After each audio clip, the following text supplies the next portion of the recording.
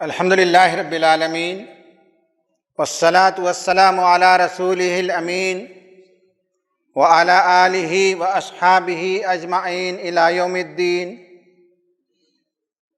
قال اللہ تعالی فی القرآن المجید فاعوذ باللہ من الشیطان الرجیم ان قارون کان من قوم موسیٰ فبغى علیہم وآتیناہ من الکنوز ما ان مفاتحہ لتنوء بالعصبۃ اولی القوہ اذ قال له قومہ لا تفرح ان اللہ لا يحب الفرحین۔ صدق اللہ العظیم۔ رب اشرح لی صدری ویسر لی امری واحلل عقدۃ من لسانی یفقہوا قولی۔ ربی یسر ولا تعسر وتمم بالخیر سبحانک لا علم لنا الا ما علمتنا انک انت العلیم الحکیم۔ گراں قدر بزرگوں، نوجوانوں، دوستوں، عزیزوں اور ساتھیوں، قرآن میں مختلف قصے بیان کیے گئے ہیں۔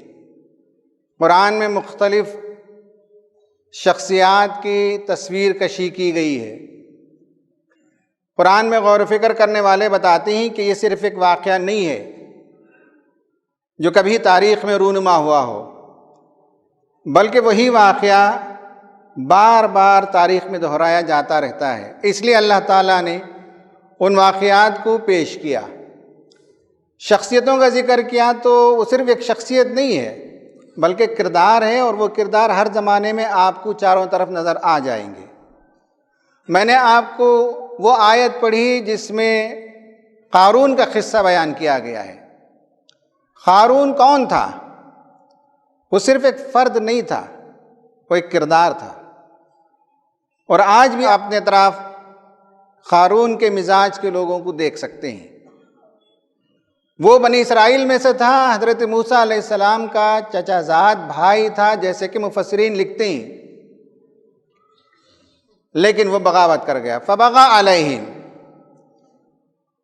اس کی بغاوت کیا تھی، اس کی سرکشی کیا تھی؟ بغا کا مطلب ظلم بھی لکھا ہے، سرکشی بھی لکھا ہے، تمرد بھی لکھا ہے، بہت سے معنی ہیں۔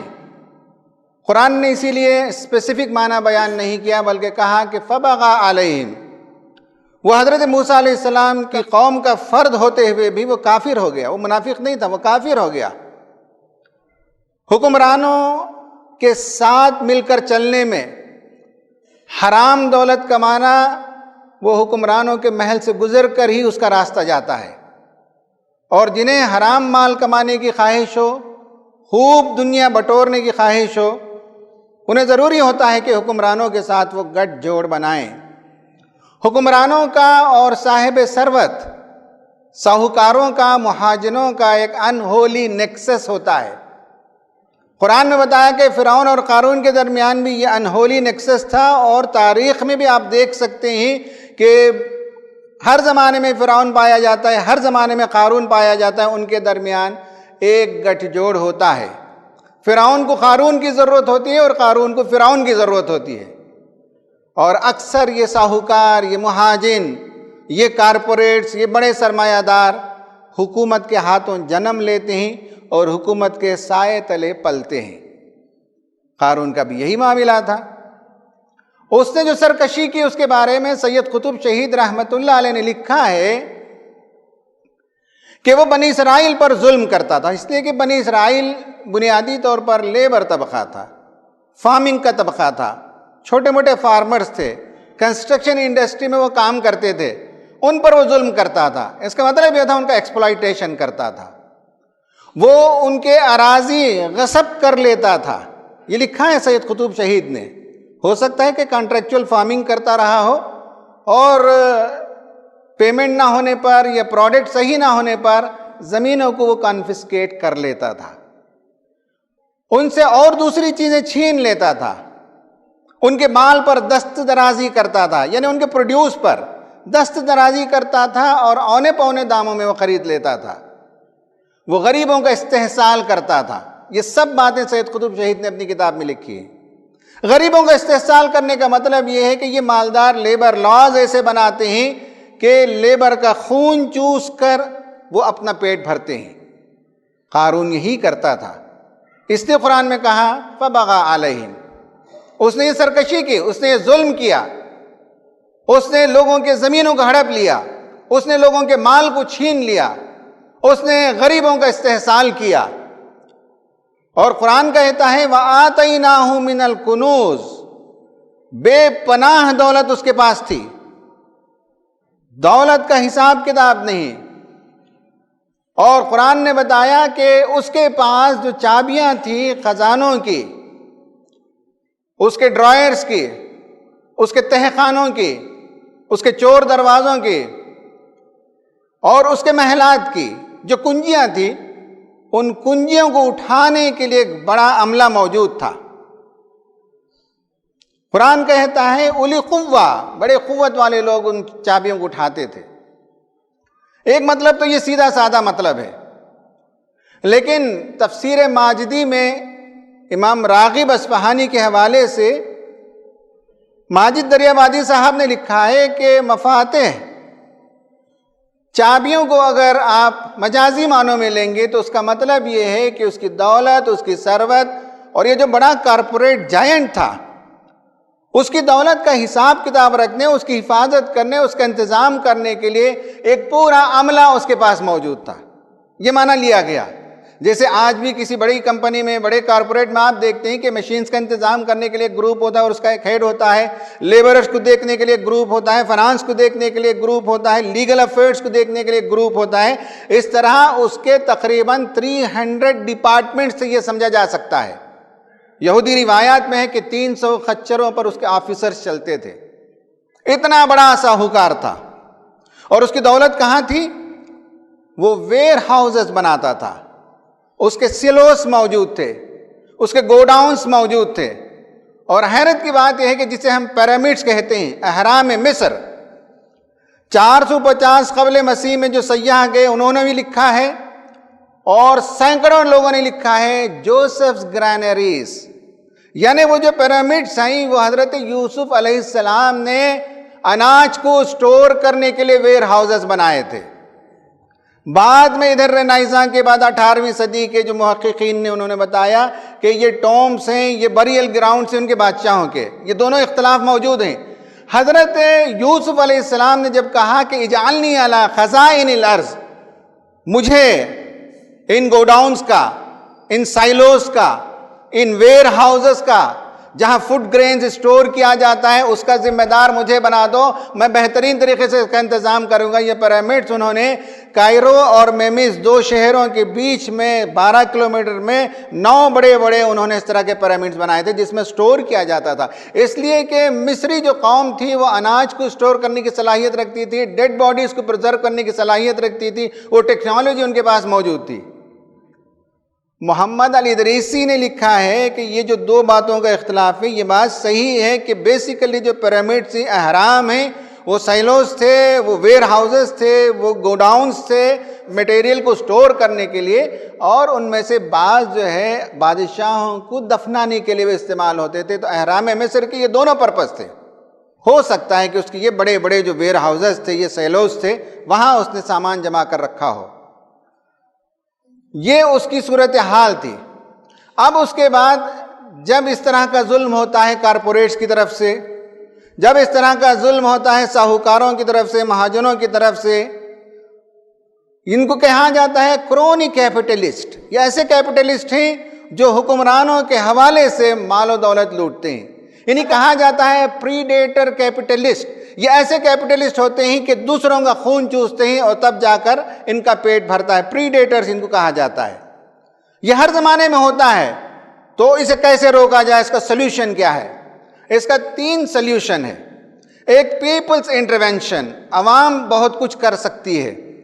دوسرا ہے فورسز آف ہسٹریز انٹرونشن، تاریخ بھی اپنا ایک رول ادا کرتی ہے اس پر میں بات کبھی موقع ملے دوسرے جمعہ میں کبھی تو اس پر بات کروں گا کہ تاریخ کے حوالے سے کیسے ان لوگوں کو سزا دی جاتی ہے۔ اور تیسرا گاڈس انٹرونشن، 3 انٹرونشن ہیں۔ آج میں صرف آپ کو پیپلز انٹرونشن کے بارے میں بتاؤں گا کہ لوگ کیا کر سکتے ہیں ظالمانہ نظام کے خلاف، جہاں حکمران ظالم ہو جائیں، جہاں ٹریڈر ظالم ہو جائیں، جہاں ساہوکار جو ہے ظالم ہو جائیں، کارپوریٹ جائنٹ ظالم ہو جائیں اور ظلم کا نظام جب چلنے لگے تو عوام کو کیا کرنا چاہیے؟ عوام کو ٹھنڈے پیٹوں نے برداشت نہیں کرنا چاہیے۔ قرآن کہتا ہے کہ اذ قال لہ قومہ، اس کی قوم نے اس سے کہا۔ قوم میں لاکھوں لوگ ہوتے ہیں تو لاکھوں لوگ کسی میدان میں کھڑے ہو کر نہیں کہا ہوگا، قوم کے سرداروں نے کہا ہوگا، قوم کے بڑوں نے کہا ہوگا، قوم کے اہل علم و دانش رکھنے والے لوگوں نے کہا ہوگا، قوم کے NGOs نے کہا ہوگا، قوم کی آرگنائزیشنز نے کہا ہوگا، انہوں نے بلز پاس کیے ہوں گے، انہوں نے ریزولوشنز پاس کیے ہوں گے، انہوں نے آج کا زمانہ ہوتا تو میل کیے ہوں گے، انہوں نے اپنے زمانے کے لحاظ سے سمجھنا ہو تو ویڈیو کلپس بھیجے ہوں گے اور ایڈریس کیا ہوگا قارون کو ایڈریس کر کے 4 باتیں کہیں، گویا کہ 4 الگ الگ موقع پر۔ یہ 4 فارمولہ ہے۔ پہلا تو قوم نے کہا، یعنی قوم کے NGOs نے، قوم کے سرداروں نے، قوم کے آرگنائزیشنز نے، قوم کے پڑھے لکھے لوگوں کی یہ ذمہ داری بنتی ہے کہ کارپوریٹس کو وارن کریں، لا تفرح، پھول نہ جاؤ۔ جو آدمی دولت کے نشے میں چور ہوتا ہے وہ ہلکا ہو جاتا ہے، بے وزن ہو جاتا ہے، ہوا میں اڑنے لگتا ہے، اس کا دماغ جو ہے فطور کا شکار ہو جاتا ہے۔ اسے کہنے کی ضرورت ہے کہ ظلم نہ کرو، تمہارا یہ رویہ ظلم پر مبنی ہے، تمہارے طور طریقے ظلم پر مبنی ہیں۔ ہم ظلم کو اس لیے برداشت نہیں کرتے کہ ان اللہ لا يحب الفرحین، پھولے نہیں سمانے والوں کو، مغروروں کو، متکبروں کو خدا پسند نہیں کرتا تو ہم بھی پسند نہیں کرتے۔ تو ایک تو یہ ہے کہ وارننگ دینا، انتباہ کرنا اور بتانا کہ تمہارا رویہ ظلم پر مبنی ہے، تمہارا رویہ سرکشی پر مبنی ہے، ہم اسے اس لیے برداشت نہیں کرتے کہ خدا اسے ناپسند کرتا ہے۔ دوسری بات جو انہیں کہنے کی ہے وہ یہ ہے کہ وَابْتَغِ فِي مَا آتَاكَ اللَّهُ الدَّارَ الْآخِرَةَ وَلَا تَنْسَ نَصِيبَكَ مِنَ الدُّنْيَا۔ اسلام کا جو عادلانہ نظام ہے وہ نظام ان کے سامنے پیش کرنے کی ضرورت ہے۔ اسلام اس دنیا کو ترک کرنے کی تعلیم نہیں دیتا، اسلام گوفوں اور غاروں میں جا کر بیٹھ جانے کی تعلیم نہیں دیتا۔ اس دنیا میں رہو لیکن اس سے آخرت کی کھیتی کماؤ، ایسا کام کرو جس کے نتیجے میں اس زندگی کے بعد، موت کے بعد ایک دنیا آنے والی ہے، اس دنیا میں تمہاری اس دولت سے، تمہارے اس مال سے تمہارا فائدہ ہونا چاہیے۔ اسلام کی دعوت پیش کرنا اور نظام عادل کو پیش کرنا، اور اسلام جو اعتدال کا رویہ اختیار کرتا ہے کہ یہ دنیا بھی اچھی بنے، آخرت بھی اچھی بنے، یہ تعلیم لوگوں کے سامنے پیش کرنے کی ضرورت ہے، انہیں بتانے کی ضرورت ہے کہ یہی دنیا سب کچھ نہیں ہے، مر کر مٹی میں جانا ہے، اس کے بعد کی دنیا کا خیال کرو۔ لیکن یاد رکھو وَلَا تَنْسَ نَصِيبَكَ مِنَ الدُّنْيَا، اس دنیا میں اپنا حصہ نہ بھولو۔ ان کارپوریٹس کو یاد دلانے کی ضرورت ہے کہ اس دنیا میں تم سے جو رول ایکسپیکٹڈ ہے وہ یہ ہے کہ تم اس دنیا میں پیداوار کو بڑھاؤ، ذرائع پیداوار کو بڑھاؤ، پیداوار کرنے والوں کی ہمت افزائی کرو، پیداوار کرنے والوں کے جو ہے تنخواہوں کو بڑھاؤ، اسمال اسکیل انڈسٹریز کو پروموٹ کرو، چھوٹے تاجروں کو پروموٹ کرو، سب کا بھلا ہو، دنیا کے اندر خوشحالی آئے، امپلائمنٹ جنریٹ کرو۔ تم سے یہ ایکسپیکٹڈ ہے وَلَا تَنْسَ نَصِيبَكَ مِنَ الدُّنْيَا، اس دنیا میں تم سے جو ایکسپیکٹڈ ہے، تمہارا جو شیئر ہے، تمہارا جو کارنامہ ہے وہ یہ ہے کہ تم امپلائمنٹ جنریٹ کرو، تم جو ہے نئی ٹیکنالوجی لے آؤ، تم پیداوار کو بڑھاؤ، ترقی کے راہوں کو دنیا کے سامنے پیش کرو۔ This is what is expected of you. لیکن تم ہو کہ ان امپلائمنٹ جنریٹ کرتے ہو، تم ہو کہ پیداوار میں کمی کرتے ہو، تم ہو کہ غریبوں کا خون چوستے ہو، اس دنیا میں تم سے جو ایکسپیکٹڈ ہے وہ رول پلے کرو۔ وَلَا تَنْسَ نَصِيبَكَ مِنَ الدُّنْيَا۔ یہ دوسری بات ہے جو کارپوریٹس کو یاد دلانے کی ہے۔ ان کی قوم نے، یعنی قارون کی قوم نے، حضرت موسیٰ علیہ السلام کی قوم نے، بنی اسرائیل کے سرداروں نے، بنی اسرائیل کے ریلیجیس لیڈرز نے، بنی اسرائیل کے فیتھ لیڈر، سوشل لیڈرز نے قارون کو تنبیہ کی اور بتایا کہ تمہارا یہ کردار ہے۔ تیسرا یہ کہ وَأَحْسِن كَمَا أَحْسَنَ اللَّهُ إِلَيْكَ، اللہ نے تم کو جیسے دولت دے کر احسان کیا، تم بھی دولت کے ذریعے سے سماج کی خدمت کرو۔ فساد ہو جاتا ہے، سیلاب آ جاتا ہے، کورونا وائرس آ جاتا ہے تو آپ دیکھتے ہیں چھوٹی چھوٹی تنظیم کے لوگ ڈبے لے کر بھاگتے ہیں، کھانا بانٹتے ہیں، کپڑے بانٹتے ہیں۔ کبھی آپ نے بڑے کارپوریٹس کے ڈبے آپ نے دیکھے، ان کے کارٹون دیکھے کہ لوگوں کو کھلا رہے ہیں، پلا رہے ہیں، کپڑا دے رہے ہیں؟ نہیں، وہ احسن کما احسن اللہ الیک، تم کو اللہ تعالیٰ نے جیسے احسان کیا دولت دے کر، ویسے ہی دولت کے ذریعے سے تم احسان کرو، اور ولا تبغی الفساد فی الارض، اور زمین میں فساد برپا نہ کرو۔ یا نہیں ہے کہ آزادی ہم نے مشکل سے پائی پھر غلامی کی طرف ڈھکیل دو، یہ فساد ہے۔ ہریالی پیدا کرنے کے لیے، گرین ریولیوشن کے لیے 1967 میں جو کام ہوا تھا، پھر اس کے بعد جو ہے وہ پورے پیداوار کا نقصان ہونے لگے، ہندوستان کو، ملک کو، دنیا کو ادھر ڈھکیل دیا جائے، یہ فساد ہے۔ تم سے فساد ایکسپیکٹڈ نہیں ہے، تم سے اصلاح ایکسپیکٹڈ ہے کہ تم صورتحال میں بہتری لاؤ، صورتحال کو خراب نہ کرو، انوائرمنٹ کو خراب نہ کرو، لیبر لاز کو خراب نہ کرو، اور ملک کے امن و امان کو خراب نہ کرو۔ وَلَا تَبْغِ الْفَسَادَ فِي الْأَرْضِ، ان اللہ لا يحب المفسدین، اللہ تعالیٰ فسادیوں کو پسند نہیں کرتا، ہم بھی پسند نہیں کرتے۔ یہ 4 کام ہیں جو عوام کو، آپ کو، جو پڑھے لکھے لوگ ہیں ان کا کام ہے۔ میل کریں، ویڈیو جنریٹ کریں، لیٹسٹ ایڈیٹر لکھیں، ہر طریقے سے کارپوریٹس اور بڑے ایجنٹس تک یہ پیغام پہنچانے کی ضرورت ہے۔ اللہ تعالیٰ سے دعا ہے کہ اللہ تبارک و تعالیٰ ہمیں حالات کو سمجھنے اور اس میں ہمارا جو کردار بنتا ہے اسے ادا کرنے کی توفیق عطا فرمائے۔ آمین۔ وآخر دعوانا ان الحمد للہ رب العالمین۔ اقول قولی ھذا استغفر اللہ لی ولکم اجمعین۔